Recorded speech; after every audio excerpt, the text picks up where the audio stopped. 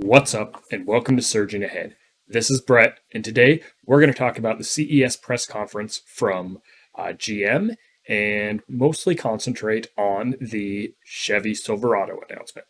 So stick around, and we'll dig right in.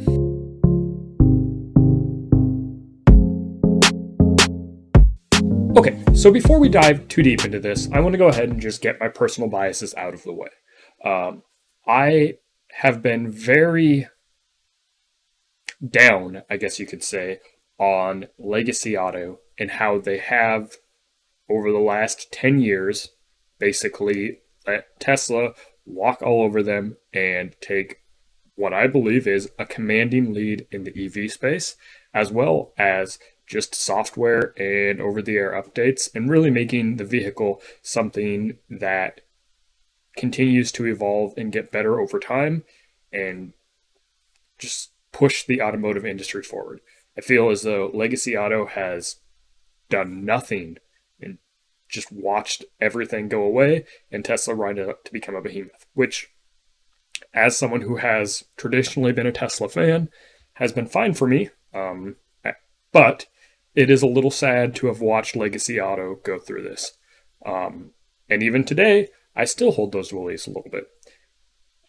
Chevy and GM over the last several months has proclaimed themselves the leader in the EV space, which I find laughable considering they sold a total of 26, I'll bring it up, 26 EVs in the fourth quarter of 2021. Here are the Bolt EV sales, 25.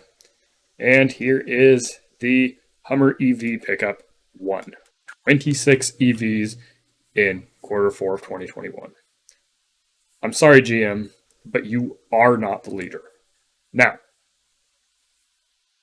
I also was highly impressed with what I saw in this presentation at CES. They talked about a lot of things. They have a lot of plans for moving forward in the EV space. And if they execute on every single one of them and bring forward all of the vehicles they talk about, they could become a leader, if not the leader in the EV space. But they have a very long way to go. And by starting off with saying you are the leader in something when you are clearly not, it makes it hard to really believe all of your arguments going forward. Start on a strong foundation. Admit that Tesla is leading the EV revolution, that they are the current leaders in the space, and tell me why you think you will be the leader in the space while acknowledging that you are not right now. And I'll have a much easier time believing what you're saying going forward. Okay, so now that my bias is out of the way, let's dig into what they actually announced here, because I do think there's some pretty cool stuff. Here is the Chevy Silverado, and this is the RST version, which will be the initial consumer release. So that's a picture of the truck. I don't know about those rims. 24-inch rims on a truck is a lot. I guess as a city vehicle, it's okay. It also looks a lot like the Avalanche to me. And I can also see some Hummer EV in it. And I guess that's probably because there is that shared platform. But yeah, I don't know. Looks are okay. It's not my favorite of the trucks, but I think it looks good, so I could understand where it comes from. So here's the skateboard that they're using it on. Batteries. This is a thing that kind of bugs me here. The rebranding of software updates to Altify. You don't have to rebrand this. Everybody knows what software updates are. We all have smartphones or computers or whatever. Just call them software updates. Don't come up with this crazy rebranding of it. It's unneeded. I'm sure you spent a lot of money trying to figure this out. And it's just software updates. Call it what it is. Yeah, get down here. So here are the specs of the RST Launch Edition. 400-mile range. That's pretty good. I think that's a good start there. 660 horsepower with wide open watts. That certainly isn't the top of the line for electric vehicles. It significantly lags the Cybertruck and the the Rivian R1T, but I'm sure it's ample for your normal everyday vehicle. 4.5 second 0 to 60 time. It's fine, I guess. That's what my Model X 100D is about. I don't know. Compared to a normal gas truck, that's really good, but it certainly isn't going to stand up against the Cybertruck or the Rivian R1T. It's fine. And 780 pound-feet of torque, also good, but not industry leading. Here are some cool things, though, that they get into. This pass-through back end, where you can put large items and extend that bed out to a full 10 feet in length. That's pretty cool. It gives you a lot of capacity to tow things, along with the ability to do the 60-40 split here. So you can leave, seating open still, or get back to that standard bed. 5 feet 11 inches is kind of interesting. I'm surprised I didn't figure out a way to do a full 6 foot bed. That extra 1 inch loss there, I mean, you're not going to be hauling your full 6 foot plywood, I guess, without dropping stuff. So I don't know why they lost that 1 inch there. It seems like an interesting chase, but all right, that's still a pretty big bed, so that's good. Frunk, it's a frunk. 4-wheel turning, parking. This I did like. I guess the 10,000 pounds of towing is fine with the future version of 20,000 pounds. But it was the Super Cruise here has the ability to use Super Cruise while towing another vehicle. And I think that's very cool. I have my Model X right now with the full self-driving suite. If you've watched my videos, you know I don't have the beta yet because I don't have the camera upgrade. At some point that will come, I'm sure, but regardless, camera upgrade or no, Tesla does not allow you to activate autopilot with a trailer behind your vehicle at this time. So, having their Super Cruise with the trailer behind you, I think is a pretty big deal, and I hope at some point Tesla allows you to do that also. But we don't really have any news on that. I do know, that Tesla is looking at having autopilot on the Semi, so theoretically the Semi is only good with autopilot if it can have its trailer behind it. So hopefully that's coming. I guess we'll see. Interior looks fine. I don't know. I'm not a big fan of those 24-inch rims. I just don't think they look good. They had in the presentation they showed a Trail Boss version that's coming down the road with off-road tires and smaller rims, and I thought that looked very cool. Now we have the cost, and here is where it gets interesting. So eventually a fleet version at $39,900, and actually that might be what they launch with. I don't really know. I'm guessing it's not because they said they'll eventually have lower range versions of it, but the fleet version that launches will be 400 miles. So I don't know what the costing of that will be. I would imagine it's not cheap though, because the first edition of the RST, which launches in fall of 2023, will cost $105,000. And that's a lot. That is significantly more than the Cybertruck, or I guess it's not that much more, but it is still a pretty decent amount more than a fully loaded Rivian R1T. So, although the time frame for shipping does look like that would be similar to the 400-mile version of the R1T, so I guess that's fine. But if you do pound for pound, spec for spec, I guess if you're looking for some sort of work truck, this may be better for you, but Rivian specs, from what I can tell, look better. It's faster, pulls more weight, has more payload capacity, better torque. The one thing I do really like here, though, is that GM does have 800-volt DC fast charging architecture. So at least currently, the Rivian's is at the 400-volt, which means that you will be able to charge faster with the RST version of the Silverado. So I think that is a good thing to have. And I haven't used Rivian's driver assistance packet, the Driver Plus system, but I would imagine that Super Cruise is a more capable system than that, because it seems like, from what a lot of people have said, the Super Cruise is really the only competitive system out there to Tesla's autopilot at this time. And on public highways that are fully mapped, it sounds like Super Cruise may actually be a better version. I've also not used Super Cruise. It's available in so few vehicles; it's really kind of difficult to get your hands on. But it's good to see that it is coming to this version as well. So yeah, and then that's kind of what they showed on the truck. They also mentioned that they have this new Equinox coming. So here's a picture of that. A couple of things. It looks all right. They said that'll start around $30,000, and then it'll be available in the fall of 2023.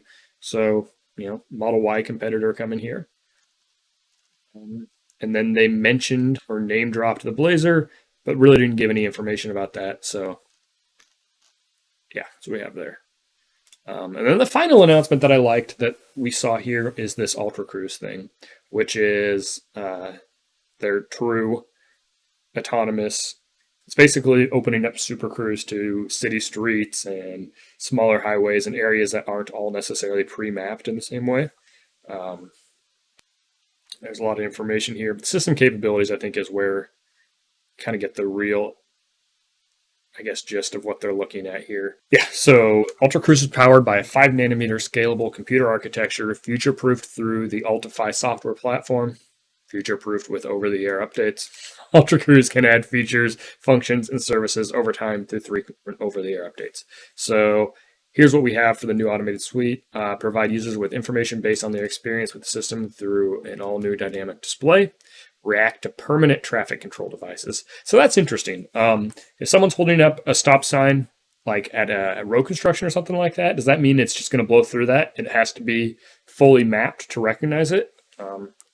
That's a very interesting way of stating that. So I'll be curious to see what that actually looks like when this does finally launch. Internal navigation routes, maintain headway, follow speed limits, support automatic and on-demand lane change, support left and right-hand turns, support close object avoidance, and support parking in residential driveways. So, that gets you there. They say it can be used in about 95% of driving scenarios. So, I don't know, probably level 4 is where you would classify this specific one. I don't know, it sounds good. I'm glad they're releasing it. There are some pieces here that, this permanent traffic control devices, parking in residential driveways, clearly that does not include parking lots. So it looks like they're getting there. I'm glad that we're seeing competition for Tesla. They believe they're ahead. They very well may be. They have more types of devices to control it. Ultra Cruise works through a combination of cameras, radar, and LiDAR, developing accurate 360-degree, three-dimensional statistical representations of the environment surrounding vehicles with redundancies in critical areas. Ultra Cruise also incorporates an integrated LiDAR behind the windshield. And here, a direct shot at Tesla. We believe that the combination of different sensors or sensor fusion leads to the most robust hands-free driver assist system for our customers. So there you go. Different take from Tesla's on that. Overall, I think this looks good. Overall, I think GM actually had a pretty strong press conference. They talked a lot about their ambitions with fleets and running different vehicles to deliver products end to end and provide EVs for all over the place here. They're talking cheaper vehicles as far as trucks and SUVs, and even with their current offerings as far as the Bolt for the car space. So, they're offering a lot of vehicles and planning to offer a lot of vehicles. And, if their ambitions hold true in 5 years, they may be a very large presence in the EV space. And honestly, I'm rooting for them. I like that they're taking this path and trying to be a part of the EV revolution. I like that they're investing in the future of full self-driving with their Cruise platform. They mentioned, they had a bunch of prototype stuff that you don't want to talk about, but they mentioned having potentially personal autonomous vehicles by the middle of the decade. So it's kind of cool. But it was differentiated in that they mentioned that as a different product. So it doesn't seem to me like they're expecting their current offering, even Ultra Cruise, to become a personal autonomous vehicle, or maybe Maybe they do, but the way they differentiated the product almost sounded like it wasn't intended for that. So I don't know, maybe they only ever see their Ultra Cruise being a level 4 situation, and they'll have another naming convention of some sort for a true level 5 autonomous vehicle. I guess we'll see as we get closer to there. But overall, a lot of positives here. Once again, I take all of this with a grain of salt, though, and for much of that is just because how they came out and how they're talking about being the current leader in electric vehicles, which they are clearly not. If you're going to start off by lying to me, then I'm going to have a hard time believing that what you're saying going forward is truly, is real, right? I have to believe that you're grounded and understand your position in the market today to believe that you understand how you can get to that position to be a leader. And I'm not getting that from GM. Okay, so after all of that, I think the Silverado is a cool looking truck. I think the specs are pretty good. I think that, especially as it goes down market, it could reach a lot of different people that want it. The more people that are able to get EVs, the better. I think it looks like a pretty good work truck for people. And I think it will appeal to an audience in that range. I do not think it is the best spec truck out there. I don't think it's the best looking truck out there. And I don't think it's the best price truck out there. So I'm not sure how well it's going to hit its segment when it comes out, but we'll see. I think there are a lot of people who will really like the styling of it more than I do. And there are a lot of people who just have that loyalty to the brand of GM and will want that Chevy Silverado because that's the kind of truck they've always had. And I'm also just happy to see Chevy putting out what looks to be a strong contender in the EV market. So, I liked what I saw. It's not for me, but I could see it being successful, and I look forward to seeing people get their hands on it and take it for first drives and see how that goes. And I do like that they're including, at least in the top specs, Super Cruise for a true hands-free driving experience. And as far as Super Cruise goes, the fact that you can pull a trailer with it is amazing. And I hope that the other truck manufacturers are also capable of doing similar things with their autonomy features. Like I said, Tesla currently isn't. So yeah, it's a big deal. But yeah, overall, I liked what I saw. Good job, GM. I hope you're able to follow through with this and really bring your vision to bear. And maybe you can be the leader in EVs at some point. So with that said, if you liked this video, go ahead and hit the thumbs up icon. If you want to see more videos from me, hit the subscribe button. But this has been Brett from Surging Ahead, and have a great day.